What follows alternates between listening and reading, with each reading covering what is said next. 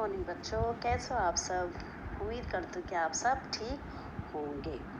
बच्चों, अब तक मैं आपको हिंदी 2 पढ़ा रही थी।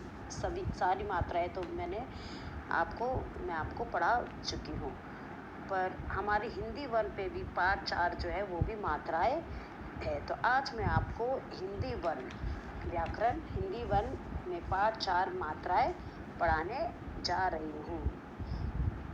बच्चों, बुक में जैसे लिखा है, पिछले पार्ट में आपने स्वर और व्यंजन के बारे में पढ़ा है। स्वर और व्यंजन को मिलाकर ही शब्द बनते हैं। स्वर और व्यंजन को मिलाकर ही शब्द बनते हैं। सभी स्वरों की मात्राएं होती है, परंतु आ की कोई मात्रा नहीं होती। सभी स्वरों की जो है, सभी स्वरों की मात्राएं होती है, परंतु जो आ है उसकी मात्रा नहीं होती। तो बच्चों, हर स्वर की एक मात्रा होती है। जब हम कोई शब्द बनाते हैं ना, उसमें जो स्वर की आवाज़ आती है, जैसे आ, ई, उ, तो हम उस स्वर ना लिखकर उसकी जगह एक मात्रा लिखते हैं।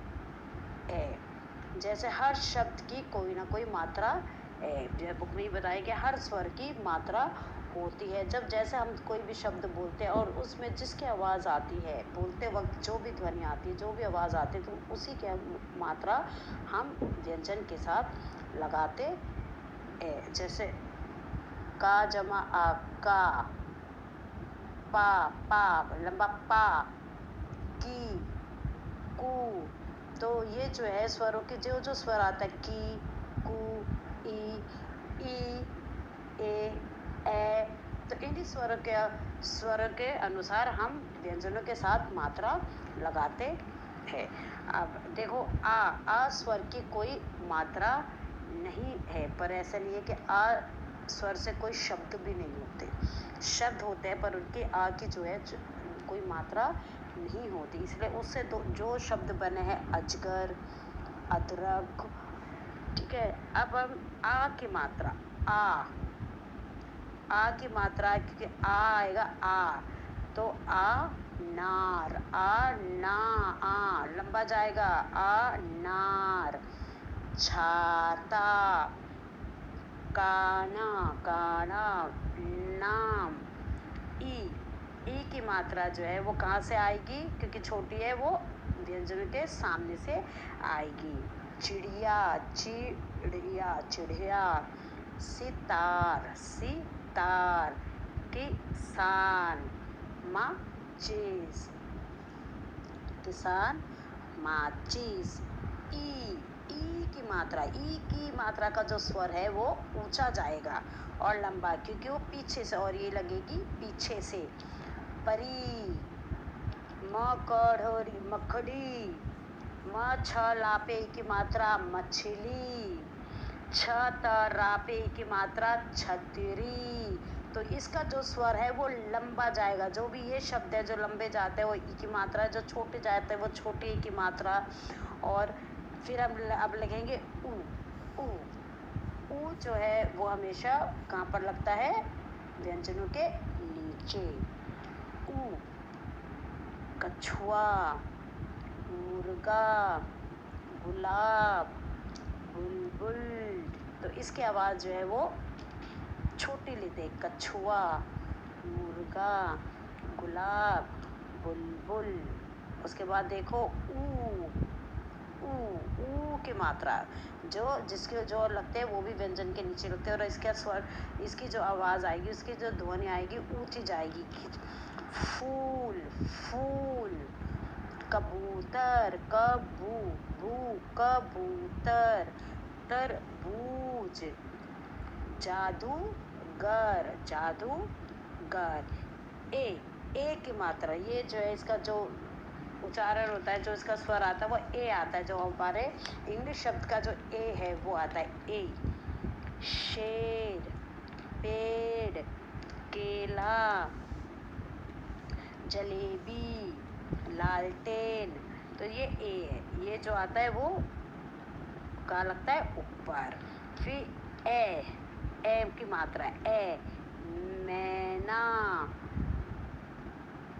सैनिक, पैसा, फैसला। उसके बाद ओ की मात्रा ओ, व्यंजन के साथ लगता है। जोकर, खरगोश, मोर, बोल, चोर। ये क्या है? ओ की मात्रा, जोकर, खरगोश, मोर, बोल। फिर आता है औ की मात्रा, औ की मात्रा, औजार, औजार, लौकी, पौधा, चौखट। तो ये जो है, ये जो औ की मात्रा है, इसका स्वर जो है ऊपर जाएगा। फिर है री पे ऋषि और मृग। और भी शब्द है पर आपकी बुक में 2 है, इसलिए मैं आपको 2 ही पढ़ा रही हूँ। आगे री की मात्रा जो है वो हम आगे भी पढ़ेंगे। इसके अलावा हम कुछ और चिन्हों का प्रयोग करते हैं, जैसे पिछली कक्षा में मैंने हिंदी 2 में भी आपको पढ़ाया था। जैसे अनुस्वर, जो शब्द जो है अंग आ के ऊपर लगते हैं, शब्दों के ऊपर लगते हैं, अनुस्वर, उसको हम क्या कहते हैं? बिंदु। आप बिंदु कहोगे उसको, और हम क्या कहेंगे? अनुस्वर। तो बिंदु को हम क्या कहते हैं? अनुस्वर। अंगूर, अंग, इसकी आवाज़ जो है वो आ से आती है, और इसका उच्चारण जो है कहाँ से होता है? नाक से। अंगूर। हंस, रंग, पतंग। फिर उसके बाद आता है चंद्र बिंदु को हम क्या कहते हैं? अनुनासिक, जो कहाँ पर लगता है? व्यंजन के ऊपर लगता है, चांद, और उसके ऊपर बिंदु। कुहा, माँ, चांद, सांप आदि। उसके बाद विसर्ग, जो कहाँ लगता है? व्यंजनों के पीछे, शब्द के पीछे जो 2 बिंदु लगती है, उसको हम कहते हैं विसर्ग। और इसका उच्चारण करते वक्त किसकी आवाज़ आती है? इसका उच्चारण में हा की आवाज़ आती है। जैसे नम हा, अतः, पुनः, प्रातः, नमः, अतः, पुनः, प्रातः। तो बच्चों, अब तक हमने क्या सीखा?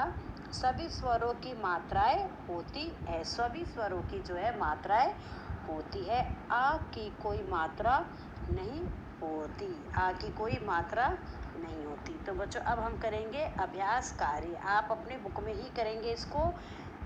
अभ्यास कार्य, चित्र के सही नाम पर चिन्ह लगाइए। जो चित्र है उसको देखो, और जो नाम दिए गए उस पे आपको चिन्ह लगाना है। तो चित्र किसका देखा है? चांद का या सूरज का? जिसका चित्र है चांद, तो चांद के आगे आपको टिक लगाना है। दूसरे में देखो, कमल या गुलाब, ये किसका फूल है? कमल का या गुलाब का? गुलाब।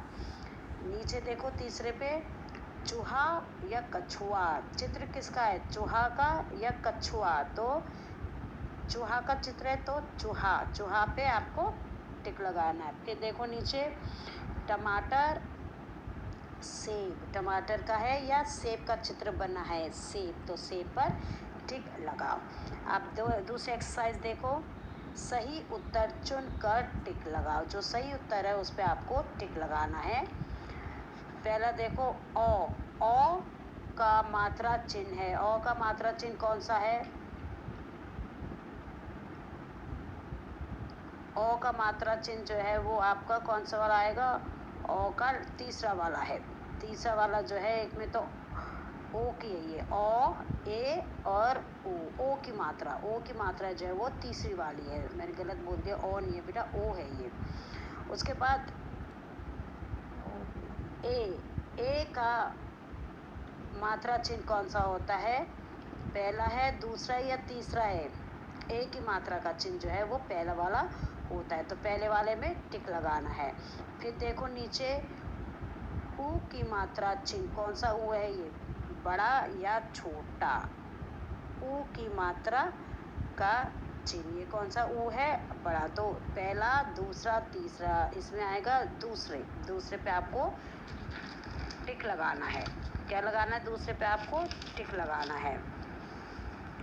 फिर देखो, चित्र का नाम बोलिए, फिर सही वन पर मात्रा लगाकर नाम पूरा करो। क्या बोलना है आपको, चित्र को बोलना है और सही वन पे आपको नाम पूरा करना है।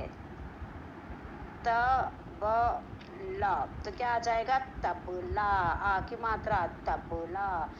बदर, बदर हो गया ये, पर बदर कोई शब्द नहीं है तो क्या आएगा, इसमें अंक की गिनती आ जाएगी ऊपर, बंदर। ता पे छोटी की मात्रा और ता और ला पे कौन सी मात्रा आएगी, क्या बनेगा ये, तितली। बड़ी की मात्रा तितली। माँ पे कौन सी मात्रा आएगी, माँ के साथ रा, मोर। फिर का ला पे की मात्रा क्या बन जाएगा, कौन सी मात्रा आएगी इसमें, कु। का पे छोटी की मात्रा कुली, कुली। उसके बाद सरजा, सरज कोई शब्द नहीं है तो क्या बन जाएगा, सूरज। सा पे बड़े की मात्रा, सूरज। तो बच्चों, पूरा एक्सरसाइज मैंने आपको पढ़ा दिया। मात्रा भी आपका दो बार हो गया, हिंदी 2 पे भी था और हिंदी 1 पे भी था। गृह कार्य जो है मैं आपको कल आपके होमवर्क टैब में दे दूंगी। और यहाँ पर ही मैं पाठ को समाप्त करती हूँ। स्वस्थ रहिए, खुश रहिए और अपना ध्यान रखिए। Thank you and have a nice day.